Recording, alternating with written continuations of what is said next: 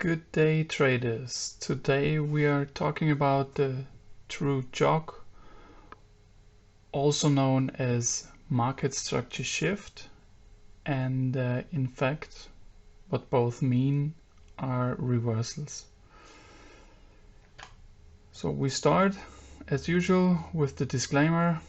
This is not an investment advice, and if you think I made an investment advice, then please reconsider, because I don't intend to provide any such advices.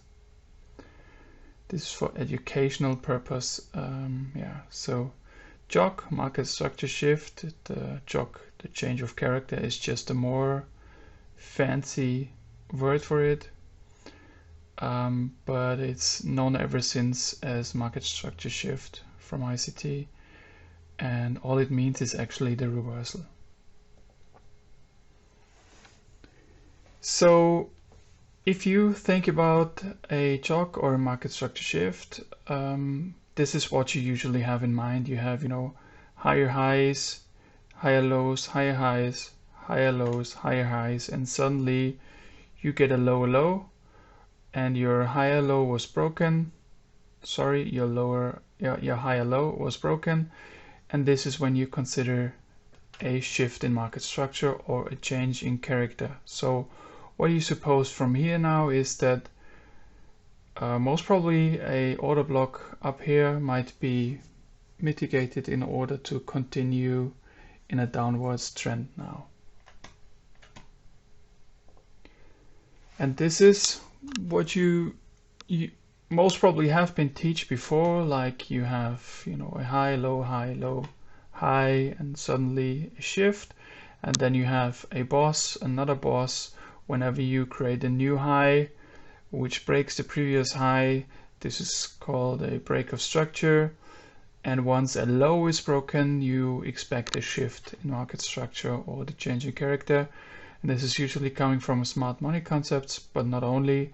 Of course, this is basic market structure in effect, but it's been taught for a long time that way also in smart money concepts. So I drew a kind of structure which is very usual when you have a look at the charts. It can get very confusing very fast. So this is nothing unusual. And what you can see here is you have highs, lows, and then you have a low broken, then a high broken, a low broken, a high broken. And this is exactly what happens on a day-to-day basis in the markets. And if we kind of draw it a little bit more out so that it's getting more clear, you have a boss, and then you have a CHoCH, and then you would actually have a look for a trade here because you expect now price reversing, but it didn't. You have another CHoCH in the other direction, a boss. Suddenly you have a CHoCH again, and a CHoCH again, and a CHoCH again, and CHoCHs everywhere, market structure shifts. And of course this will be confusing the hell out of you, because if you really consider, where you would enter, then you can see that either your entry is never hit or your entry is just broken like nothing, and you would doubt in all the smart money concepts all of a sudden, because structure behaves really strange and difficult and different than you would expect it to behave actually. So in fact, if you have a look at that picture again, which I think is really what happens on a day-to-day basis on different markets, you can see that from algo point of view, this is not a boss, that's not a boss, that's not a CHoCH, that's not a CHoCH, this is not a boss, not a CHoCH, not a CHoCH, and one well-lit CHoCH you can see here, and a well-lit CHoCH you can see here. But if you can filter out all the other noise here, I think life would actually get much easier. So just to simplify it again, not to over confuse you with the previous picture, that's not a boss, that's not a boss, and that's not a CHoCH. Although you might think it is, but you will soon see the reason and hopefully understand the reason for it. So if you simplify the structure, you can see that this is the picture which you actually should have a look at, or how you should look at the markets. And there's a lot less noise actually here than in the previous picture. Just have a look at it again. Previous picture, there's a lot going on. And now if you have a look at this picture, there's a lot less noise. And why is this? Because you have to have a look at real market structure. And now you can see all those highs and those lows are not even highlighted, because that's internal structure. And you can see different trading ranges here. And if you understand the market like this, that there is trading ranges, there's internal structure, and what is internal structure, and why is it internal structure and not really external structure, everything gets a little bit easier and less noisy. Of course, you still have all those intermediate highs and lows, but you look for certain things, and this somehow reduces the noise. So the only valid bosses you can see here, that's a valid break-in structure, that's a valid break-in structure, that's probably a valid CHoCH. We will later on see why or if. This is a valid CHoCH. This could be a valid CHoCH for the higher time frame, and this could be a valid CHoCH. So you don't, all of a sudden the chart is not full of CHoCHs anymore. There's only a few of them, and those are the ones you're interested in, and this of course will also reduce your losses. It might reduce your trades, we don't know, but it will for sure reduce your losses and your confusion, because you will not be constantly on the wrong side of the market. And the magic to it, to the algo structure, is the inducement, which is kind of, the traps for traders or retail traders like we are. I know you can call it inducement, you can call it liquidity. However, before the market can continue going up, it needs to trap traders, it needs to take liquidity, and this is what it does. And this is what defines the real structure. So I will talk about this in future in a lot more detail, but just for today, you have to understand that you can only have a break-in structure if an inducement was taken out before. You can only have a breakoff structure if an inducement was taken out before. And the trading range defines exactly a low and a high if there is an inducement taken out before.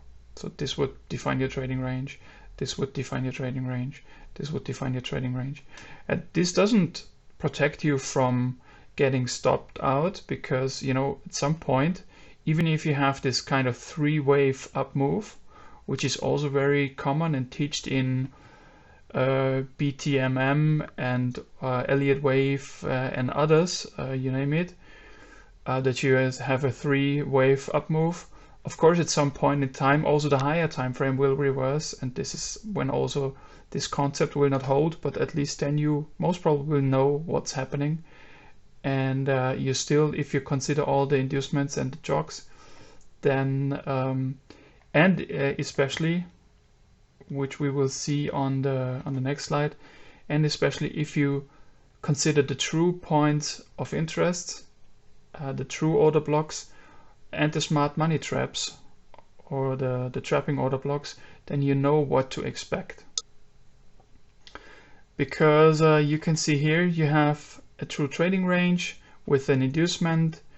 So inducement taken out, you know that this is your trading range. You have a boss, and all of a sudden you hit an order block, but you know that only 2 order blocks are valid in the whole higher time frame trading range. And if you know that your price now hits an SMT order block, a trap, then of course price could still reverse, but in this case the CHoCH would not be the first pullback, the CHoCH would be the inducement pullback, so the low of your previous trading range. If this low is broken, you have a real CHoCH. Otherwise, the first low is still your inducement, and you most probably will see the low holding and price continuing going up, because this was a trap. Therefore, it's very important to be able to identify the trapping order blocks within a trading range on a higher time frame. This one is different because now the CHoCH switches, because if you hit a true order block, the first low will be your CHoCH.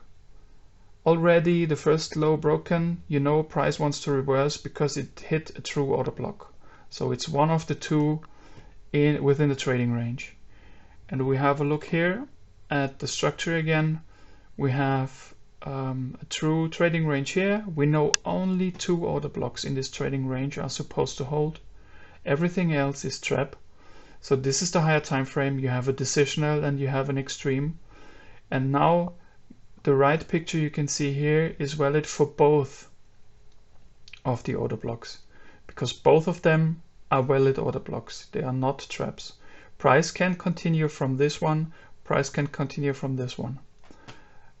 And everything in between are, like on the lower time frame, traps, and you would not expect price to continue from the traps. So if we have a look now on the lower time frame, what happens if price comes down to the decisional, for example? You can see here there's a lot of traps created, but as price reacted from the decisional order block, this one here, you know that the first high is already your changing character. Even if this now creates a reaction, we don't care, because we know the CHoCH and the higher time frame POI is stronger, overrules all the other order blocks, and we don't expect them to hold, even if we get a reaction, and the reaction is okay because we need those reactions in order to come back to create another inducement to continue higher. Because before this inducement isn't available or taken out, most probably you don't even have an entry zone, a valid entry zone here.